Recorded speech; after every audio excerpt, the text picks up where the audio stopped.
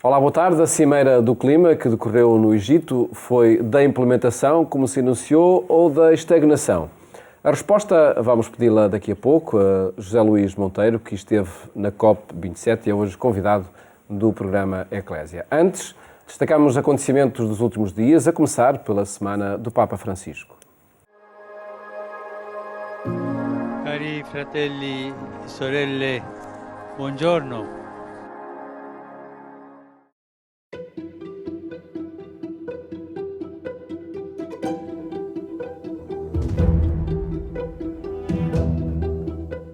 Esta foi uma semana diferente para o Papa, que no sábado e domingo visitou Asti, no norte da Itália, a terra natal dos seus pais, que emigraram para a Argentina após a Primeira Guerra Mundial. No Piemonte, Francisco viveu um dia particular, com visitas a familiares e a um lar de idosos, num regresso às raízes.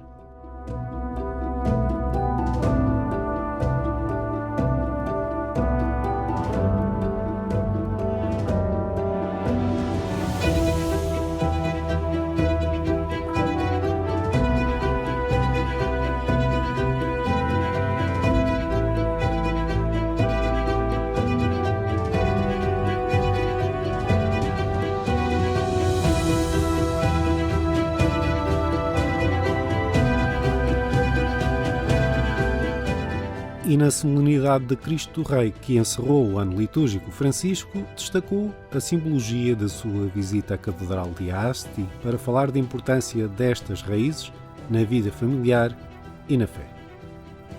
E da queste terre mio padre è partito per migrare in Argentina e in queste terre, rese preziose da buoni prodotti del suolo e soprattutto dalla genuina laboriosità della gente, sono venuto a ritrovare il sapore delle radici.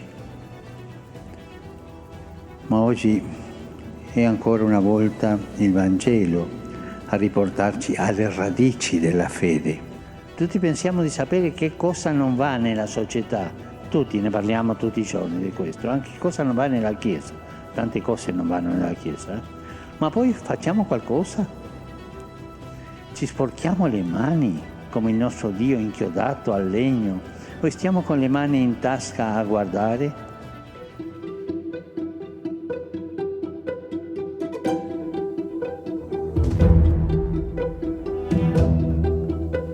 Do Catar à Ucrânia, a audiência pública desta semana foi carregada de mensagens simbólicas e de preocupações que acompanham o Papa após 9 meses de guerra sem fim à vista. Desidero inviare il mio saluto ai giocatori, ai tifosi e agli spettatori che seguono da vari continenti i campionati mondiali di calcio che si stanno giocando in Qatar. Possa questo importante evento essere occasione di incontro e di armonia tra le nazioni, favorendo la fratellanza e la pace tra i popoli. Preghiamo per la pace nel mondo e per la fine di tutti i conflitti, con un pensiero particolare per la terribile sofferenza del caro e martiriato popolo ucraino. E pensiamo alla martiriata ucraina. Questo sabato ricorre l'anniversario del terribile genocidio del Holodomor, lo sterminio per la fame nel 1932-33 causato artificialmente da Stalin. Preghiamo per le vittime di questo genocidio e preghiamo per tanti ucraini, bambini, donne, anziani, bimbi, che oggi soffrono il martirio dell'aggressione.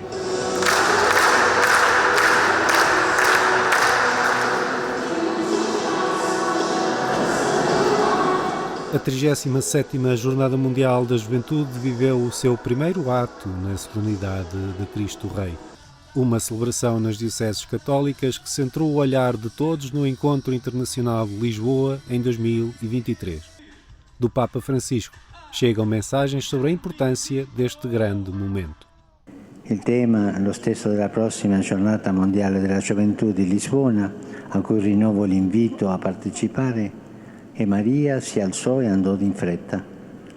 La Madonna fece questo quando era giovane e ci dice che il segreto per rimanere giovani sta proprio in quei due verbi, e alzarsi e andare.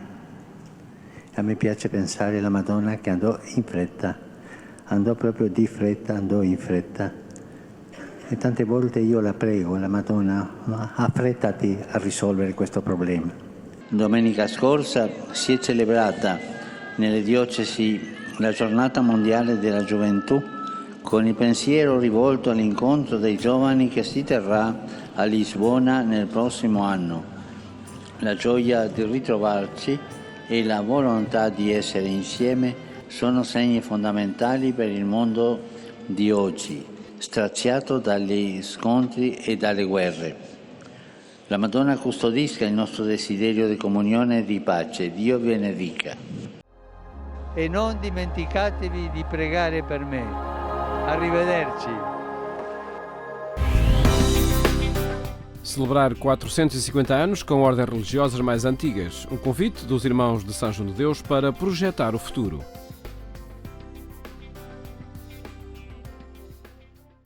A fundação de uma instituição para acolher e tratar doentes mentais aconteceu há 450 anos. Ao longo dos séculos, o cuidado foi a atitude para tratamentos e para a dignificação de todas as pessoas, como se documenta na exposição Hospitalidade, Caridade e Assistência, que é possível visitar no Museu São João de Deus, Psiquiatria e História. Uma história que passa pelas casas de saúde que são referências em Portugal e no mundo, pela presença das irmãs hospitaleiras e dos irmãos de São João de Deus. Em relação à psiquiatria e saúde mental, temos uma dimensão significativa e já a história. São várias unidades de saúde e continuamos nessa área, já a abrir cada vez mais à comunidade, com serviços na comunidade, como apoio domiciliário e cuidados continuados em saúde mental, mas também temos a diversificar na área dos cuidados continuados gerais, portanto, para a reabilitação física e cuidados paliativos, que é uma grande necessidade do mundo de hoje. A celebração dos 450 anos é uma forma de projetar o futuro. E os irmãos de São João de Deus convocaram outras ordens religiosas de fundação mais antiga para um exercício conjunto, homenagear os anos passados e pensar os que se seguem. Celebrar 450 anos é um acontecimento importante e torna-nos de alguma forma orgulhosos da história e fazer memória de tantos irmãos que passaram desde São João de Deus e que foram construindo a história que hoje temos. Convidar outras congregações, outras ordens ainda mais velhas que nós, é um estímulo para continuarmos a fazer história, porque as necessidades continuam e o carisma pode responder aos novos desafios. Eles já fazem um trabalho que eu admiro sempre, isto é, não é que eu conheça praticamente ter trabalhado com eles, mas tudo aquilo que eu ouço dizer que é o trabalho deles, e é verdade também que os irmãos de São João de Deus já em alguns momentos nos ajudaram, a nós comunidade beneditina, e portanto por isso estou muito grato, e é por isso também que estou aqui nesta comemoração, porque acho que este sentido de comunhão é muito importante. Nós devemos muito à hospitalidade dos irmãos de São João de Deus, porque desde há muitos anos os noviços fazem sempre no Hospital de São João de Deus, seja aqui no Telhal, seja em Barcelos, a experiência do hospital, assim chamamos, que tenta recuperar um bocadinho o que era a experiência do Santo Inácio e dos primeiros padres jesuítas que ficavam sempre hospedados em hospitais.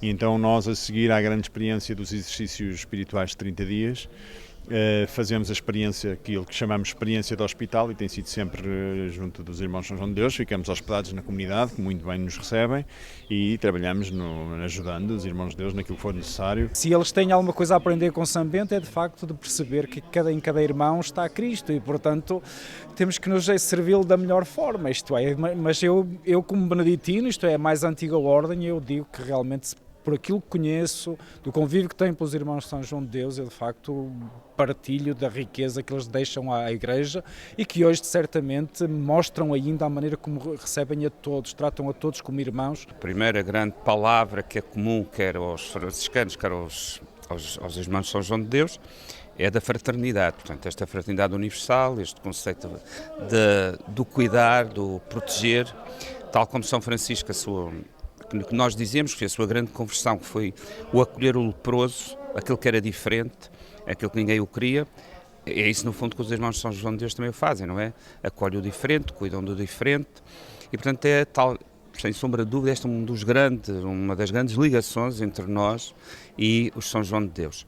O outro é o da hospitalidade, portanto, também que está muito presente na nossa espiritualidade, a hospitalidade, porque era isso que também São Francisco nos dizia, acolher, receber sempre o outro como se fosse o próprio Jesus Cristo. Os irmãos de São João de Deus, no seu tempo, começando por São João de Deus, souberam responder a uma necessidade muito particular, souberam dar uma resposta a uma periferia que estava a surgir naquele tempo, já havia, mas que surgiu de forma muito evidente na vida de São João de Deus, que era cuidar dos irmãos doentes. E creio que também no tempo dos Carmelitas, quando surgiram no século XIII, também procuraram responder num tempo em que se falava muito cruzado, um tempo muito militarizado, e se calhar de uma igreja naquela Idade Média mais profunda, souberam dizer que não, a igreja tem que ser mais simples, mais próxima, saborear a espiritualidade, saborear a fé, saborear a fraternidade, sobretudo receber este dom de Deus que sacia a nossa fome de vida eterna, experimentada já nesta terra através da fraternidade.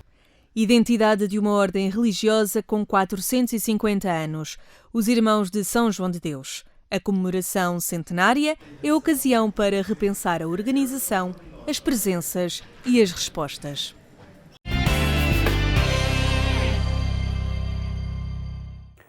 Acompanhe estes e outros acontecimentos no portal agência.eclésia.pt. Agora, os resultados de mais uma Cimeira do Clima que decorreu no Egito, onde esteve José Luís Monteiro, da Oicos. Cumprimento, muito boa tarde. Boa tarde. Obrigado por estar neste programa e para partilhar essa experiência da Cimeira, da COP27. E como dizia, foi uma Cimeira da implementação ou da estagnação? Eu diria que, apesar de tudo, foi mais estagnação do que implementação. Houve alguns passos importantes que foram dados, mas no âmbito geral houve algumas coisas que ficaram, mais uma vez, adiadas para outras COPs. De facto, as saídas para um planeta mais habitável no futuro continuam a ser muito poucas a partir destas negociações entre os diferentes países. Aquilo que o secretário-geral das Nações Unidas dizia, que estávamos numa autoestrada para o inferno climático, eu julgo que a única coisa que se fez foi tirar um bocadinho o pé do acelerador. Continuamos no mesmo rumo e com as forças do costume a fazerem pressão para que as coisas se mantenham nesse sentido. A Oicos e a Zero partilharam pontos positivos e pontos negativos desta cimeira. Comecemos pelos positivos. Esse fundo de perdas e danos acaba por ser o aspecto mais relevante da cimeira? Sim, é a vitória que já não se esperava. Foi já no prolongamento da COP que se conseguiu. Chegaram a temer que não houvesse declaração final. Sim. Porque, como habitualmente, o draft que é apresentado já é um draft já reduzido, o primeiro draft de declaração, e já com muita coisa consertada, e depois há uma ou duas revisões, e o primeiro draft que foi apresentado era um draft verdadeiramente miserável, em que não só não havia lugar para as perdas e danos, como também havia uma perca de ambição em relação à mitigação, e portanto podia ter sido mesmo um resultado muito, muito mau na COP. Este fundo de perdas e danos, que a justiça climática vai trazer? Para já, a primeira coisa é que o fundo ainda demorará algum tempo a ser montado. E pronto, portanto, ao longo deste ano vão haver um conjunto de reuniões de alto nível e depois, em princípio, na próxima COP já haverá algum mecanismo de financiamento já mais avançado. Mas a verdade é que assim, isto é algo pelo qual os países em desenvolvimento e os países que são mais vulneráveis já lutam há 31 anos. Portanto, foi em 1991 que Vanuatu apresentou a ideia de, antes de haver qualquer COP, antes de haver o tratado sequer, apresentou a ideia de que os países desenvolvidos deveriam compensar pelas perdas e pelos danos já causados nos países em desenvolvimento. Portanto, há 31 anos estava eu a entrar para a faculdade, isto é claramente uma geração, porque o meu filho mais velho está a sair da faculdade dentro de breve. E, portanto, é uma geração para pôr um mecanismo deste. Com consequências ambientais nos países em desenvolvimento com dramáticas. Consequências humanas tremendas, com humanas, sociais, culturais, económicas, todas as que podemos acrescentar aqui, porque na realidade o que aconteceu foi, desde essa altura morreram 600 e tal mil pessoas nos países em desenvolvimento, e os países desenvolvidos sempre tentaram fugir à responsabilidade, mesmo neste fundo, à última da hora, os Estados Unidos diziam, ok, tudo bem, pode haver um fundo, mas não podemos chamar reparações, porque não querem entrar criar mais confusões internas. E, portanto, é algo complicado de acontecer. Depois, um aspecto positivo também é esse reconhecimento que é necessário proteger, conservar e restaurar a natureza e os ecossistemas. É um aspecto positivo, ainda vem um bocadinho curto, ainda precisamos de mais um reconhecimento, não chega, precisamos de criar mecanismos que permitam que os países em desenvolvimento valorizem a conservação dos ecossistemas, porque na realidade, independentemente do que se diga numa reunião internacional, se estamos a pensar num agricultor ou num habitante de uma comunidade local, sei lá, no meio de Moçambique ou no meio de São Tomé, e tem uma floresta, a única forma que ele tem de valorizar a floresta e de, se calhar, alimentar a família, pôr os filhos na escola, ir ao médico, é cortar as árvores e vender a madeira. E, portanto, temos que garantir que, se ele mantém essa floresta, algum benefício ele vai ter. Um outro aspecto também positivo, esse limite máximo do aquecimento da atmosfera no 1,5 graus, teve em causa também, sim, não é? Sim. É o positivo que se tenha mantido, pelo menos, o discurso em torno desse limite. Porque houve uma pressão de alguns países para que se deixasse cair, por simplesmente isso, passasse a falar só nos 2 graus. E convém recordar que a diferença entre os 2 graus e 1,5 pode parecer muito pequena, mas em impactos reais no mundo é brutal. Por exemplo, a diferença em termos 10, 11% da população humana a sofrer vagas de calor extremo, estes 40 e tais altos, 50 e tais, pelo menos uma vez em 5 anos, para termos 1/3 da população, um bocadinho mais de 1/3 da população humana a sofrer dessas vagas. E, portanto, é este tipo de pequenas nuances que é preciso entender quando percebemos o que é que está em cima da mesa com o 1,5 ou os 2 graus. E se lhe pedisse o aspecto mais negativo desta cimeira? Mais negativo, eu diria que há 3 aspectos negativos principais. Um deles é, apesar de se ter mantido 1,5 graus, não houve um reforço da ambição em termos dos compromissos que assumidos. Portanto, quer-se 1,5 graus, mas o que temos neste momento em cima da mesa é, se cumprirmos todos aquilo que todos os países se comprometeram a fazer, vamos estar nos 2,8 graus, 2,4 se houver ajuda internacional. E, portanto, precisamos de alargar isto. Precisamos de fazer um phasing out dos combustíveis fósseis. Isso não foi cautelado nesta cimeira. Outra coisa tem a ver com o financiamento dos países desenvolvidos em relação aos países. Isto nada tem a ver com os perdas e danos, isto já é algo que tem a ver com adaptação e mitigação e que foi acordado, prometido em 2009, que em 2020 seria de 100 mil milhões de dólares anuais. Chegamos a 2020 e não se atingiu esse valor. E, portanto, agora é a questão de entre 2020 e 2025 vamos chegar a esse valor, mas o que é que se faz com o que ficou para trás? E a sociedade civil e os países em desenvolvimento defendem que há uma dívida e, portanto, se em 2020 deram só 75 mil milhões, então, mais tarde, esses 25 mil milhões terão que ser compensados de alguma forma. Esse abandono dos combustíveis fósseis, que trabalho é necessário fazer para, de facto, se consiga chegar a esse objetivo? Sim, há um trabalho de reordenamento, de reorganização da nossa sociedade. Não é? Sim, global, sim. Claramente. Porque temos que perceber que vai haver gente que vai ganhar e perder com isto.